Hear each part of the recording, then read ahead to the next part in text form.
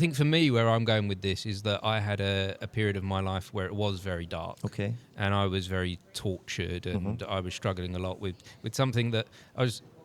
My wife, she had cancer, and she Right. had that for a long period of time, and I had young children, and I was trying to hold it all together. And when you're a carer for a long period of time, it kind of weighs on you. Yeah. And then I had this big, huge fear of death hanging over me, Uh-huh. and it was like that big dog that they call it. Yeah, the black dog. The black Yeah, dog that uh-huh. follows you around. It was like that, and depression, and so that was a past moment that I experienced, and I managed to come free of that now. Yes. And so I can recognize how dark the world can be, Uh-huh. and I can analyze that and look back, and I think that's given me a lot of courage moving forward, because I've been to the darkest places, that now nothing else can fear me. Yeah, I Fear mean, me? Nothing else can scare me. Absolutely. Well, maybe it can, but at this moment I don't feel like And that. I mean, what you're saying is that you can now look at that from an outside Side, kind of- I can take yeah. myself away from it and almost see that as that was a separate time and place Yeah. where I am now. Yeah. That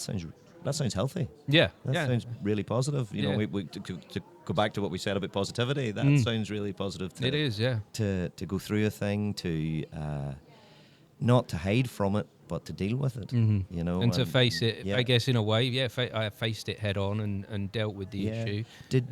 If you don't mind me asking, we've only just met each other. No, so, of course, no. I'm very. One of the things that has changed since then is before I was a very internal person. This isn't something I would have been doing 2 or 3 years ago. Yeah. I can totally understand that. Yeah. But now I'm free, and I think I feel like there's some purpose to me being open now. Yeah. And can I ask, did you have help or support whenever you were going through that? Did you?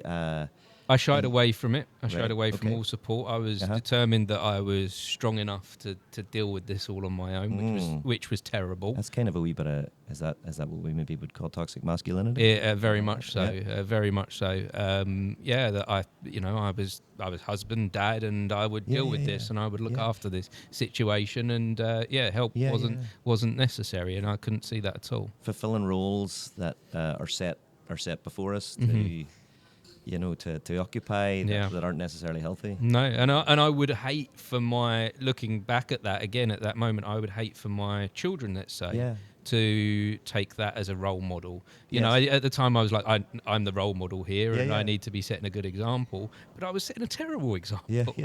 I should not have been behaving like that at all. I should have been going to seek help. I